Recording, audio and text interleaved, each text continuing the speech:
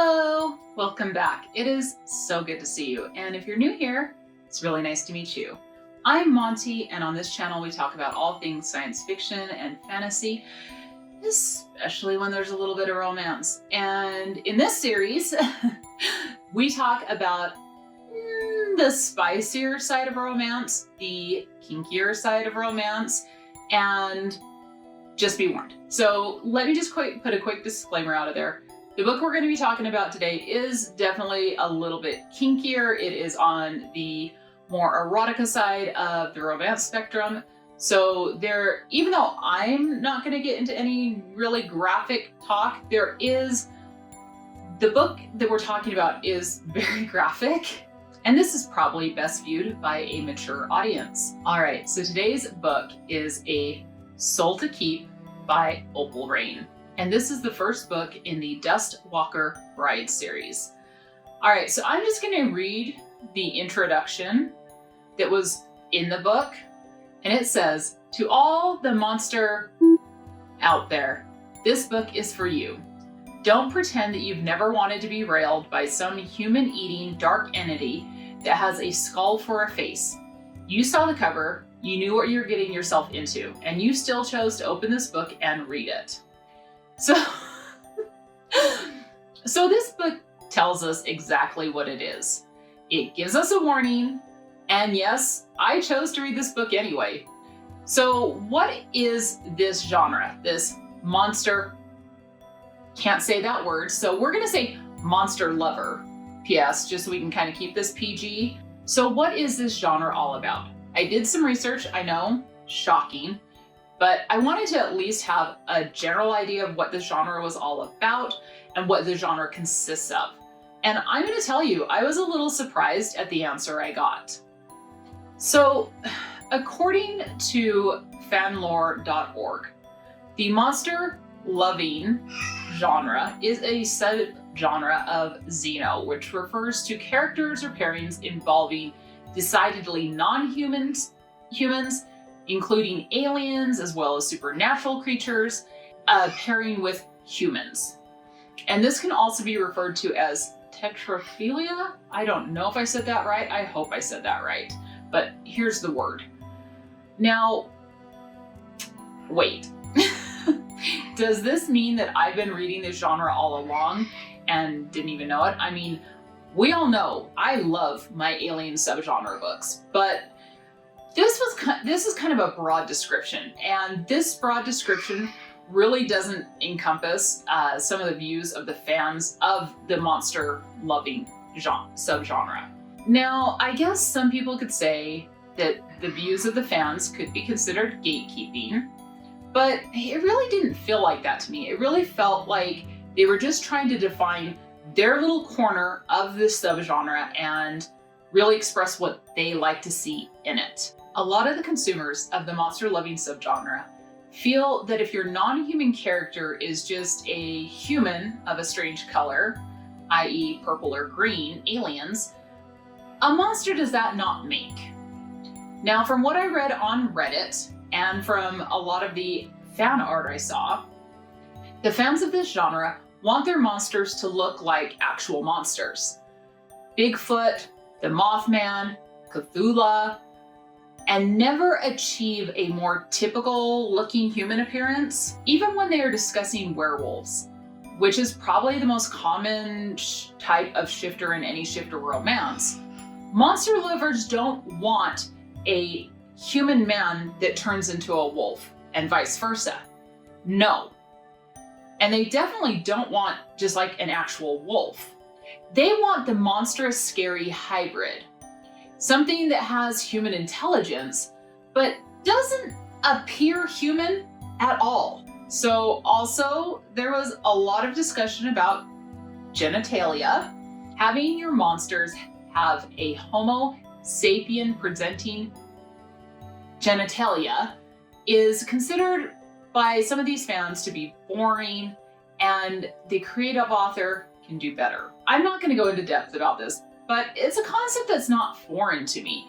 I mean, in a lot of the books I read, there are some very interesting variations and descriptions of our heroes during love scenes.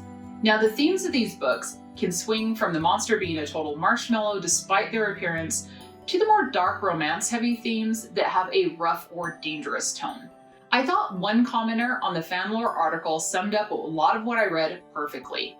They said, and I quote, "I have never gotten over the disappointment I felt when the beast turned back into a prince. Just why?" Okay, so let's move on to the plot. Now, I'm going to give an overview of the plot, and it will most likely have some spoilers in this video. But since I'm trying to be better, I will make sure to indicate when that's going to happen and put some timestamps so you can skip ahead and skip any of the spoilers in this book. Now, I will warn you that this book did have scenes of violence. The more graphic descriptions are violence against demons. However, there's also human death in the book. And of course, this book does contain graphic love scenes involving a monster. So this may not be everyone's cup of tea. So if you do want to hear just a little bit more about this, without further ado, let's get into the plot. So this book opens with a prologue that explains the lore in this book. Demons exist, and they come from a shadowy place called the Vale. The demons are attracted to the human villages, and they consume people in order to gain more humanity. Pretty much, for the demon race to evolve, they must consume our essence. Now, the demons in this book do not look humanoid, at least until they've evolved. They're truly monstrous, and they're very feral in their first forms. But as they evolve, they gain intelligence, reasoning, and more recognizable forms. The only weakness demons have is sunlight. It burns them, and they cannot walk in the daylight. But alas, there are other monsters in this world. They also live in the Vale, but they are different from the demons in that they can walk in the sun, and when they do venture into human worlds, they are seen as death incarnate for humans, animals, and demons. These are the Duskwalkers. The Duskwalkers are very intelligent, and they can speak the human language, they can reason, and they can bargain, but they can also bless a community for a price. See, every 10 years, a Duskwalker will go into a village and give them a ward of protection against demons in exchange for a willing sacrifice to be taken back to the Vale as their bride. And this is where we are introduced to our heroine, Rhea, as she is chosen as this cycle's sacrifice. Now, to be honest, Rhea is not keen on this idea at all. The Duskwalkers are terrifying. They wear big black robes and cloaks and have these animal skulls instead of heads, and they're always accompanied by these big wolves with blue flames that run along their skin. But Rhea is faced with a choice: either be a willing sacrifice to this Duskwalker, or be locked up by her fellow villagers, never to be thought of again. Now, if you're thinking to yourself here, Monty, this plot kind of sounds familiar. Young women being offered up to a mystical being that only comes around every so often and they have to travel to this terrifying place to live with them? Yeah, if you watched my video about the North Wind, it has a very similar setup, and that's exactly what I thought too. It also has a lot of the same plot beats as that book, but there are some definite differences. And if you want to hear more, I'm going to dive a little bit deeper into the story and talk about it. If you don't want to hear more, go ahead and skip to the next chapter, and I'm going to put a timestamp right here so where you can skip all the spoilers. Okay, so we know that in order for the village to get protection, the sacrifice has to be willing. But when we meet Rhea, she is absolutely not willing. So why is Rhea the chosen sacrifice? Well, see, the deal is her whole family was eaten by demons, but she was spared. So the village thinks she attracts the demons, and they put up with her for long enough. So off she goes. Now the village isn't quite sure that Rhea is going to be like the Duskwalkers, like cup of tea. So they arrange for these two other willing sacrifices, but of course the Duskwalker chooses Rhea, and so now Rhea's off on her journey to the land behind the Vale. On the way to the Vale, the Duskwalker tells Rhea that his name is Orpheus, love that name, and warns her that if she runs from him, he will be overcome with this bloodlust and he will have to eat her. Also, those wolves that Orpheus showed up with, yeah, they're just illusions. So as our pair journeys, they run into a group of demon hunters who attack them. Now, in the melee, Rhea runs. Now, because she runs, it sets off Orpheus and he chases her down. But Rhea is a smart one. She just stops and waits for him. But this doesn't necessarily stop the bloodlust in Orpheus, and he still takes her head in his little skull jaws. But then she starts laughing out of sheer terror and panic, and that's what stops him from eating her. So, yay to Orpheus. So they finally get to Orpheus's home in the Vale, and even though there are demons everywhere, he's able to protect Rhea because he hides her under his cloak, and that masks her smell to them. And the bulk of the story is about Orpheus and Rhea truly getting to know one another. Rhea shows Orpheus how to cook, and Orpheus shows Rhea how to make little protection charms, and they get on well enough, except for the ritual baths. See, in order for Orpheus to mask Rhea's human scent from the demons at all times, Orpheus has to bathe her in this oil and make sure it covers every part of her body. And I do mean every part of her body. And at first, Rhea is super uncomfortable about this, but after a while, she kind of starts to enjoy it. And this is where we start to get our love scenes. The love scenes in this book are pretty intense, and I can't describe everything, just let me say, tentacles. You'll just have to read it for it to make sense. Now, there are some subplots in this book about an owl witch, a demon king, and another duskwalker, which all help set up the next book in the series. But at the end of the day, this is a love story, and you're gonna have to read the book to get the whole story. So what did I think of this book?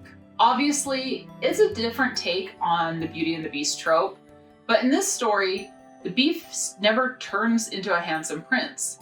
He is the hero despite his appearance, and even though he is cursed with this bloodlust, he's always kind and he always cares for Rhea. So it's a different spin on an old story.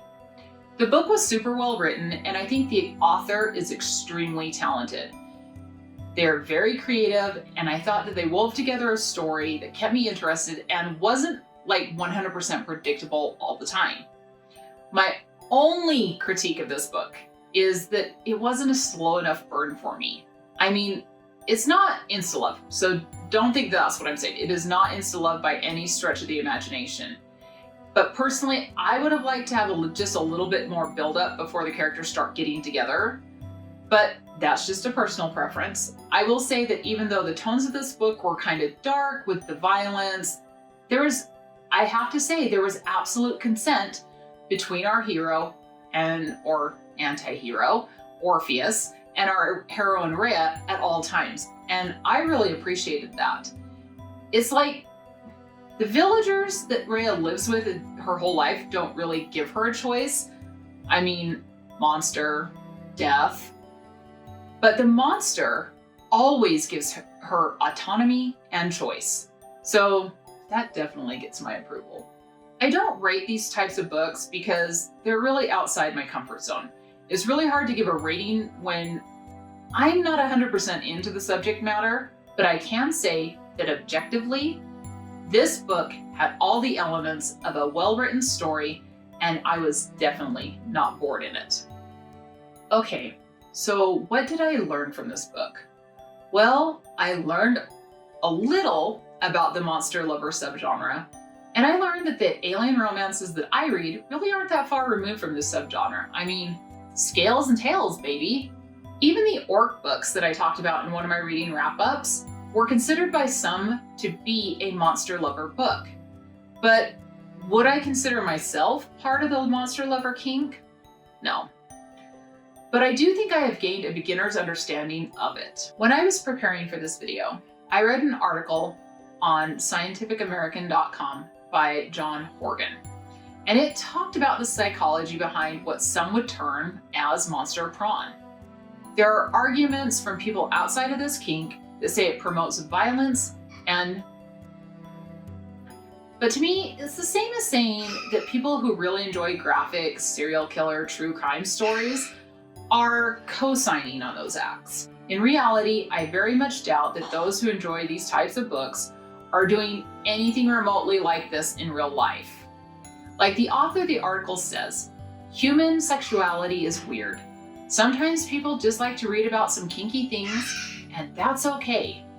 If you're not harming anyone, you're not harming yourself, and you realize that this is all just fantasy, I say read your monster books.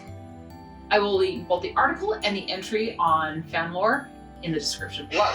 So to kind of conclude and summarize everything, this book wasn't my cup of tea, but I can say that if you like horror and you crave some steamy romance, this might be the book for you. There's a whole series that is ready for you to explore, and the author is a very skilled writer. So if you enjoy your monsters, I say keep making your fan art, keep writing your stories, and keep discussing who or what your ultimate monster fantasy hookup is. If you have liked this video, please do consider giving me a little bit of love on this channel. Give me a little like. And if you want to see more from me and more in this series, do consider hitting the subscribe button down below. And let me know, are you one of those people that absolutely love monsters? Is this your subgenre, your kink? Let me know in the comments below. Have you ever heard of these type of books? It was kind of new to me, but I absolutely did enjoy my time. And until next time, please take some time for yourselves and love you. Bye.